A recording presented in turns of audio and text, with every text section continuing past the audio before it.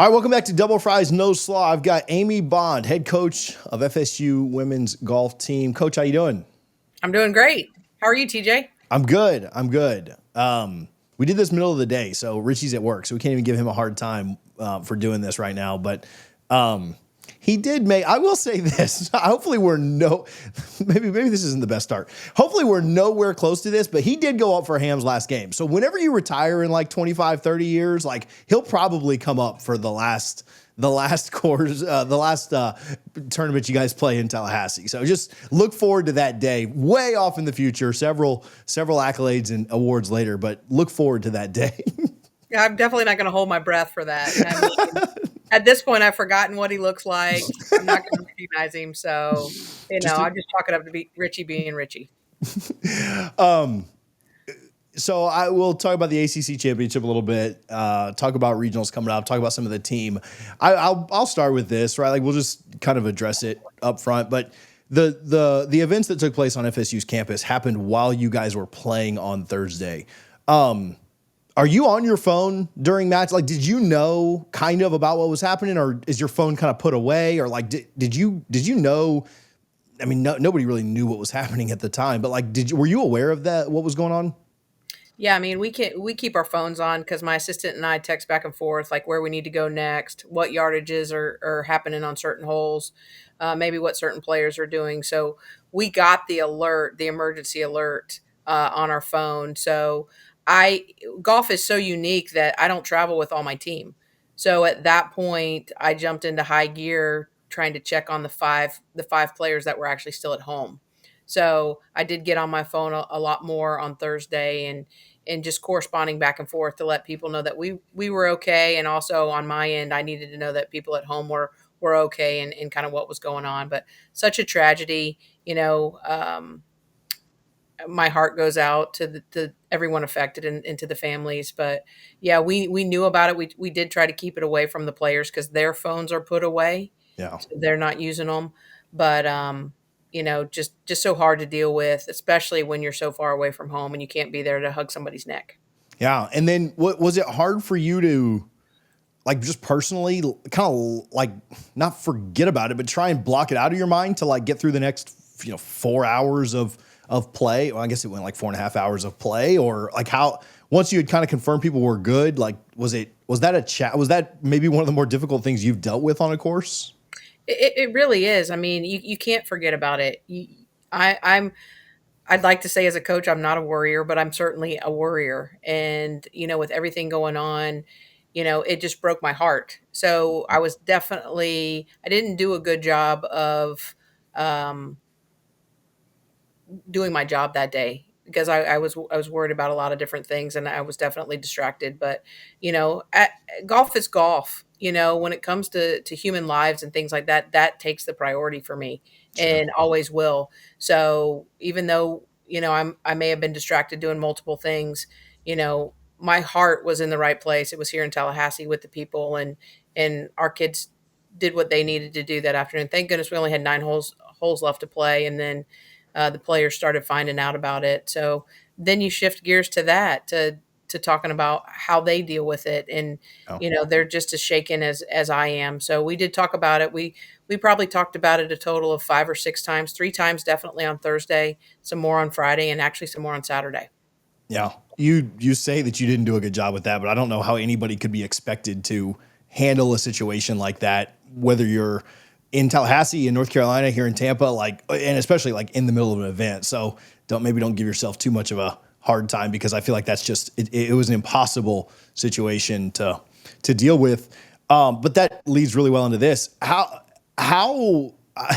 now obviously they won, so the answer is very well. But did you feel like they were able to kind of block things out on Friday or Saturday? Again, I'm stealing from the end because we know the result. But did you feel like it bothered them, or were they able to kind of like focus in on Friday and Saturday, or do you think it kind of impacted them while they were playing? I mean, they were definitely shaken. They were shaken by it. Anybody would be. And again, they're so far away from home too. They can't hug their roommate's neck. They can't check on people. But I think they did a really good job. I actually think it probably focused them a little bit more. We really talked about being able to control the controllables, which was us at the time, and honor everyone here at home. That was the goal once we started talking about this was, hey, we're here. There's nothing we can do at home, but we can honor everyone affected and hopefully maybe bring a smile to people's faces. And I think they did a really good job of that. I mean, I mentioned the word. I think it was in the first meeting. I said, "Guys, we need to be where our feet are, but we know our hearts are in Tallahassee. However, we can honor everybody by taking control of what we're doing here." And one of the players just was like, "Well, then let's just go win." And, as a coach, under normal circumstances, that's what you want to hear from the kids. But even in this, it was a heartfelt, genuine, like, well, let's go win this thing then. We Yeah. haven't done it before. We've never done it. So now is a great time to do it. Yeah, the and obviously the events on campus, both athletic and non-athletic, are all canceled. So really, everyone's eyes on you at that point, and not that you're thinking, oh, there's more people, like you're just going out and playing and trying to play for the right things. But a lot of people focused in, a lot of people watching. It was very neat as we maybe start to transition away from some of the negative. It was very neat to be able to watch it. It's awesome that the ACC puts it on, and then as we go on, we'll get to watch some later on in the year too. It was really neat to get to watch it. It's also, well, how would you say? Like, it's a lot more. I was sweating a lot more than just following golf stat, right? Like, it's a lot easier to just watch the scores pop up and not see the stress of every hole, but it is more fun to get to watch it. Alexandra Gazzoli steps up and makes a couple of a huge putt. And I don't know if you've gotten a chance to rewatch the broadcast. They were kind of writing her off a little bit, and it was a tough shot that she hit on 17. There's no doubt, but kind of thinking like, boy, if she doesn't make this, like, Florida State's in a world of trouble. And calmly goes up and knocks it down, and then gets a little, we get a little fortunate that they don't hit very well off the tee on 18, and she ends up being the one to win it. I thought, for her age, for, maybe she doesn't get the praise that a couple of your other players get, for her to be able to step up and do that was so cool. It was huge. I mean, Alex being a freshman is, the freshmen kind of get overlooked, especially when you have world number 1 and world number 2 in Lottie and Mirabelle. But she did what she needed to do to get the win. And yeah, she's gonna hit some bad shots, but man, she came through in the clutch. And the cool thing about golf is we take an individual sport, we make it a team sport in college. And to see those guys embrace one another, and we didn't have a lot of fans there. I mean, Wake Forest had probably 150 to 200 fans. We had 6. So we were outnumbered, but it was kind of like we had everybody at home pulling for us. And we kind of knew that. But for Alex to step up and I have not seen the coverage yet. I am going to watch it because I keep hearing, she didn't hit the greatest of putts on 17, but then made a 15-footer. Yeah. That's Alex. That's what she does. And then to make par on 18 when we needed it the most was huge. But none of that is even a thing if Mirabelle doesn't win her match and Kayla doesn't win her match right in front. It's null and void. We were down 2-1. So if at any point they had lost their matches, it was over. But very cool to see our senior captain make birdie and win on 18, and then turn around and our freshman 2-putt to make par to actually win the ACC championship for the first time. So couldn't happen to better people, and it just goes to show you that we've got good depth, and that each of the players contributed. Each of them at least won one match this week, which was huge. So that's good for the future. Yeah. So heading toward regionals, a number 1 seed. I don't know if that was super unexpected, but still certainly gratifying to get, and puts you guys in a really good spot when you go to regionals, which talking about another team sport, individual sport that we make a team sport. I really have enjoyed having Jen Hyde on a ton, and she's my bourbon buddy. And so you're not too far there from bourbon country going up to Lexington. No. So, and I'll say this, I was in the baseball and softball teams are there tomorrow.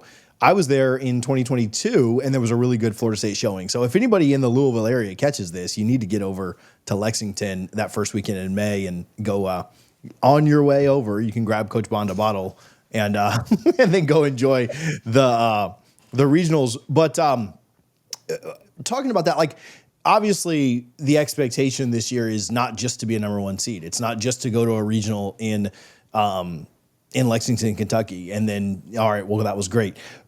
How do you focus in on this regional and keep like? I mean, I guess it's kind of some of the stuff you said, keeping your feet where your feet are and stuff like that. But we know what the expectations are. How do you focus in on what you have to do in a couple of weeks and not be thinking of what'll happen weeks after that? We try to do a good job of not putting the cart before the horse. And we just have to continue to work day in and day out. That's been our big push, is stay in the moment. We want to enjoy the ACC championship, want to enjoy that big victory. But at the same time, now it's time to shift gears and get back to work, get back to practicing, try to figure out what kind of shots we're going to need in Lexington. I mean, golf, our venue changes every week. So it's always something different. So we got to do more research on the golf course. We're lucky enough to get a practice round. So now it's get back to work to do it. And sure, I mean, it's the most stressful week of the year, regionals, for sure. But at the same time, we just got to keep doing what we're doing. And if we do that, good things are going to happen. So it's really, again, you kind of got to focus on what you can control. And that's us right now. So now that school's about to end, we'll be able to really focus in and narrow in on each person's golf game and what they have to do. Because if each of them takes care of their games, the team part's going to work out. I don't think people realize, and maybe I haven't even realized in the past, so I won't lump just everybody else in. I'll throw myself in that boat too. But I think people just think about, kind of like we said, like you just go out and play. Like it's just golf. Like you just go out and play. And they don't think about the strategy and the course changing every time. Like you can go play in every basketball arena in America and it's 15 foot from the foul line to the basket, right? And it's a certain distance from the 3-point line to the basket.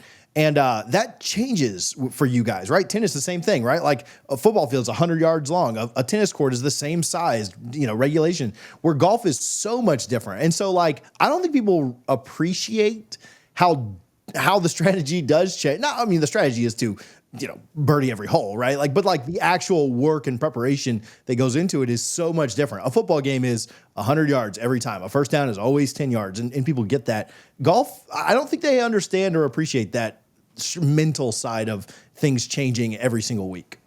It's very different. I mean, our venues changes with the golf courses change. The grass changes. We're going up to Kentucky. We're going to see Kentucky bluegrass. We can't even mirror that here. They also have bent grass greens. We can't mirror that here either because it's just too hot. So the girls have to adjust to that on the fly, but also that's why we travel the way we do during the regular season, is to make sure that we hit different areas of the country, that we know how to play in cold, that we know how to play on different types of grasses. So it kind of prepares them, and that's what they're going to do as professional golfers as well.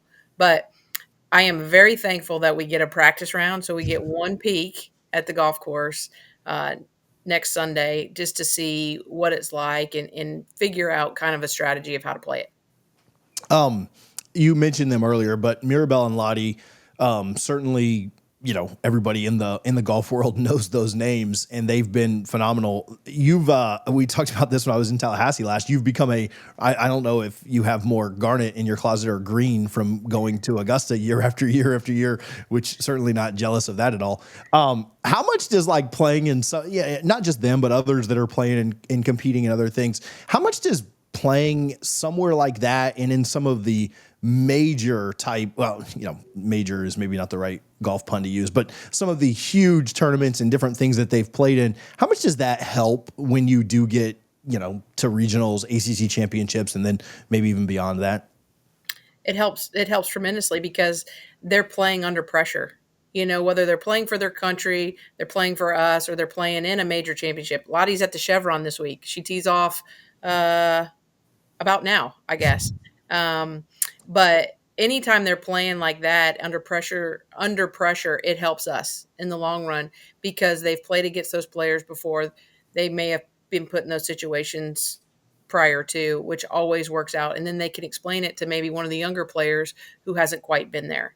I mean, Lottie and Mirabelle had to sit there and watch their teammates on Saturday come through, and they both turned to me and they're like, now we can appreciate what you actually do every day because you have to watch us do this. I'm like, yeah, you just never know. It's totally out of our control.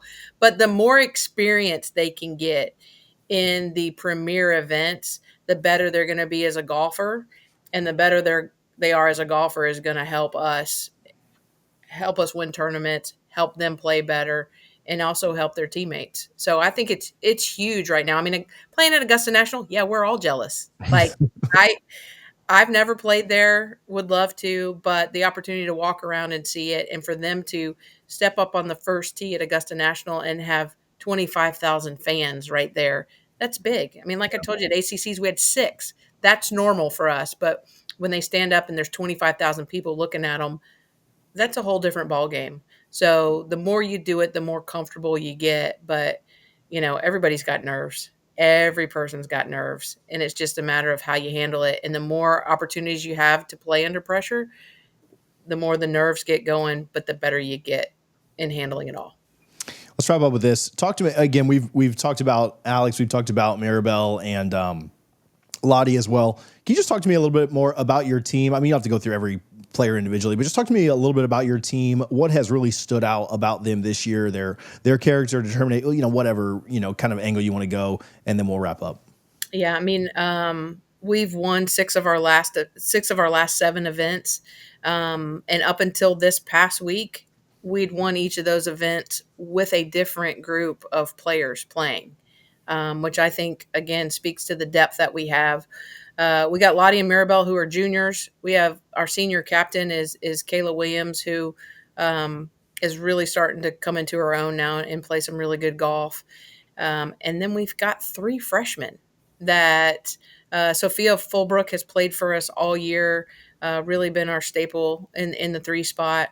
And then you've got Alexander Gazzoli and Layla Padrique. I mean, my deal with Layla was she came in January and she was supposed to just watch and be redshirted, but we threw her in the lineup and she's hit the ground running. So to have all 6 of them really peaking at the right time. And then, like I said, we've got 5 at home still who are continuing to push their teammates, which is cool. That's great. This group gets along very well. We laugh a lot. We eat a lot of ice cream on the road because that's what it's all about. But they really do get along with one another and respect one another. So they've been able to help each other and pull for each other. And that's big because, again, we take an individual sport, make it a team sport. This is their one opportunity to be a team. But it's just been a lot of fun. We really want to focus on all the positive things that have happened and continue to do that. Because golf's not that easy. It's really not that easy. And it's real easy to focus on all the things you don't do well. But we've done a good job of staying positive with them. We've been blessed enough to win quite a bit this year, and we hope the trend continues. But as long as they're having fun and enjoying themselves, we're going to see some good golf. So that's the goal. We are super excited for regionals coming up, and then hopefully even more beyond that. But we appreciate you, Coach Bond, for taking some time and chatting today. Perfect. Thanks, TJ. Thanks for having me on. And again, just tell Richie he just keeps missing out. One day it'll happen. Thank you.